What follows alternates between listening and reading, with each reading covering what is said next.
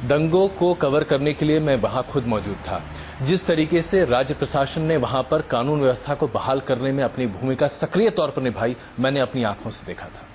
इस मामले में नरेंद्र मोदी या उनकी सरकार पर कोई टिप्पणी अगर करता है तो कम से कम मैं व्यक्तिगत तौर पर नहीं कर सकता। अजय जी आज क्यों बोल रहे हैं? ठीक है, लेकिन मैं अजय जी पहले क्यों नहीं बोलते थे? अजय जी हमेशा बोलते नहीं बोले। आप ये कह रहे हैं जी नहीं बोले आप। मैं आपको देखता रहा हूं और मैं भी पूरी जिम्मेदारी से कह रहा हूं। अजय जी ने आज जो ईमानदारी से स्वीकार किया है, ये अजय जी पहले स्वीकार करते तो ये घटना नहीं होती। ये बात मैं लगातार कहता आया हूं, मेरी तमाम रिपोर्टें इसकी गवाह हैं, मेरी तमाम रिपोर्टें इसकी गवाह हैं, इसलिए इसकी मुझे उसकी गवाही देने की जरूरत नहीं है। लेकिन जो बात मैं आज आपके सामने रख रहा हूं, मैं सिर्फ नैतिकता की बात रख रहा हूं। जिस तरीके से राजीव गांधी के ऊपर एक नैतिक जिम्मेदारी थी कि दंगों को लेकर जो उनकी बातें सामने आई नैतिक जिम्मेदारी थी, ठीक वैसी ही नैतिक जिम्मेदारी नरेंद्र मोदी की भी बनती है और ठीक वैसी ही नैतिक जिम्मेदारी अखिलेश यादव की बनती है। मैंने सिर्फ इतना आपके सामने कहना। बिल्कुल आपने सही कहा और उस नैतिक जिम्मेदारी का उन्होंने पूरा पालन किया, ईमानदारी से पालन किया और उनकी स्वयं की भूमिका को लेकर जो सवाल उठे थे तो उसको कोर्ट ने और सुप्रीम कोर्ट की एसआईटी ने निरस्त किया। इसलिए ये विषय खत्म होना चाहिए और नरेंद्र मोदी।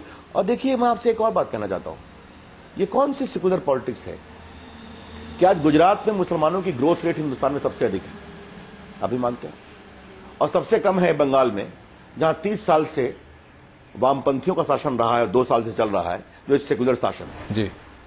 तो इस देश की पूरी पॉलिटिक्स जो सेक्युलर कम्युनल की है वो सुविधा की पॉलिटिक्स है। जैसे अभी आपने देखा मनमोहन सिंह विदाई समारोह में प्रेस कॉन्फ्रेंस कर रहे हैं, अपने बोलने के लिए कुछ नहीं है तो कह दिया कि अगर मोदी बनेंगे प्रधानमंत्री तो डिसास्टर होगा। क्या मोदी बनेंगे प्रधानमंत्री मनमोहन सिंह की कृपा से या जनता के आशीर्वाद से? ये होते कौन है मनमोहन सिंह, लेकिन इसके पीछे का भाव क्या है? मनमोहन सिंह मुसलमानों के सामने मोदी का खौफ दिखा रहे हैं क्योंकि उनकी सरकार ने कुछ नहीं किया है। ये पूरे देश की पॉलिटिक्स है। नरेंद्र मोदी की राजनीति और उनका शासन उससे इतर है। उनकी ईमानदारी, उनका सुशासन, उनका ग्रोथ, इसीलिए देश उनकी ओर देख